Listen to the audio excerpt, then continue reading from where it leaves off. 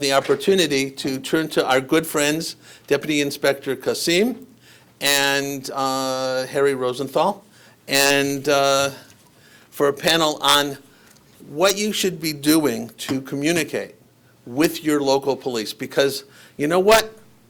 We can give you all the suggestions in the world. You have to eventually turn to them. You shouldn't just do it at the last minute. They're great partners. They're greater partners if they know who we are. So thanks a lot. Thank you. It's still morning, technically. Okay. So we're going to go over some things, how you should interact with your local police department. And I'm from the Community Affairs Bureau. The Bureau itself was established in 2003. Prior to that, we had a civilian deputy commissioner. Now we have a 3-star chief because the police commissioner felt the community affairs side under his 3 Cs was that important. So what is our purpose? Our purpose is to foster positive and proactive police-community relations. And we do that by identifying key stakeholders, such as the JCRC or the UJA. We gather information, and we get that information from the community. The most important thing is it has to be accurate information. And by doing that, we dispel rumors, because as we all know, rumors are the downfall of many things in this world. So, the CAB, which stands for the Community Affairs Bureau, we have over 300 people assigned in community affairs. Those people are in individual precincts, they're at the borough levels, and they also work directly at one police plaza. A lot of community programs, and I want everyone to understand what some of those programs are, because some of the people out there should be involved, especially with the synagogues. You should be involved with us. Precinct community councils. This is a group of people that are involved in all 76 precincts in the city. They meet monthly, they meet one night a month, and they discuss what's going on in the community. So if you have any events going on, it's a good time to bring it up. Crime statistics, any type of parades, anything going on within your community will be discussed at that precinct community council meeting. So it's something to be involved with. We also have a program called the Clergy Liaison Program. We have over 300 clergy liaisons working for the city, up to 5 per precinct, and any precinct with a synagogue is going to have a rabbi as part of the 5, and David is one of our liaisons as well. Great program, work hand in hand, and we help each other out.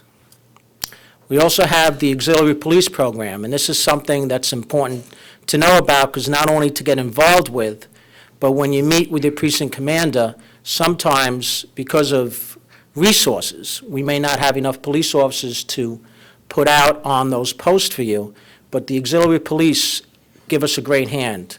Great omnipresence to put in front of the synagogue during the high holy days. So also help with traffic. We have a COP program, Civilian Observation Patrol Program. That's a program that is run individually in different precincts. We just turned out the new program in the 7-1 precinct in Crown Heights. Actually, the police commissioner came out himself to turn it out, where we gave them jackets and cars, and they go out and they do patrol.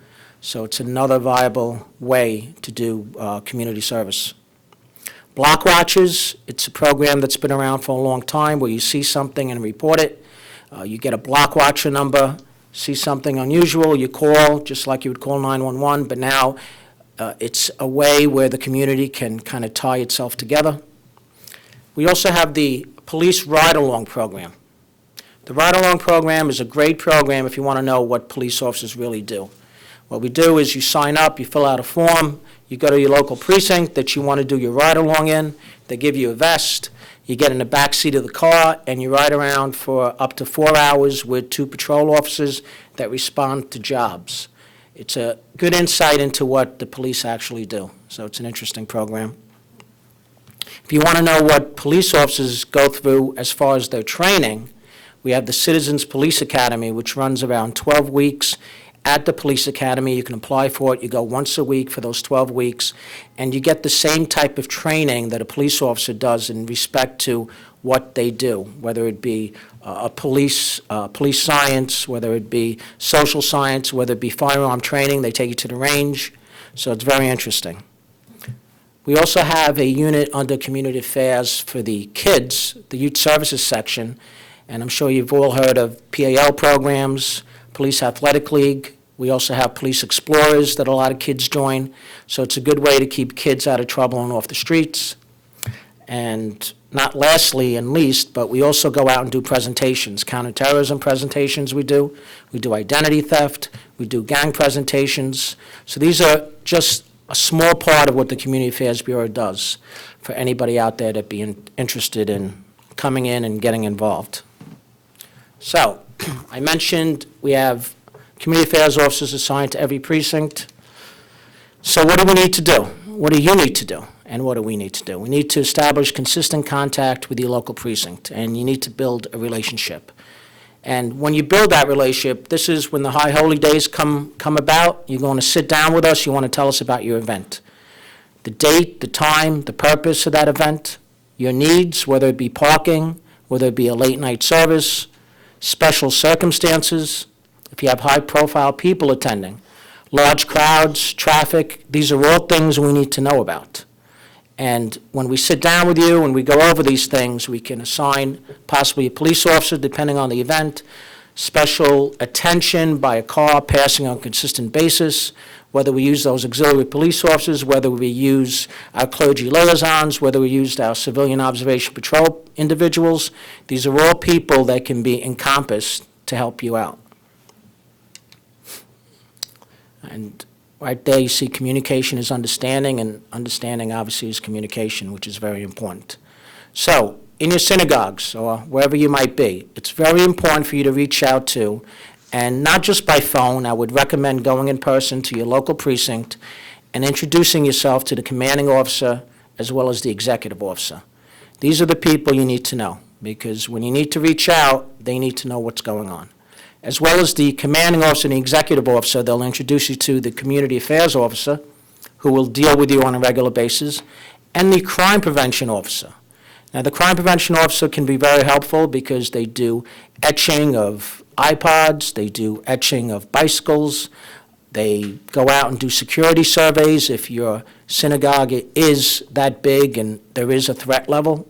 So they can be very helpful. They're overworked, but they can be very, very helpful. So these are the people that are vital for you to know about. So, important information for you to give to these people. Once again, I want to review it. What it is, when it is, how many people, your worries or suspicions, special conditions, and where. So you should jot these down, because these are the questions you need to ask. They're very, very important. And with that, it's short but sweet, but I'll take questions if there's anybody out there with questions. And if you need to reach us, that's the website, that's a telephone number. Thank you.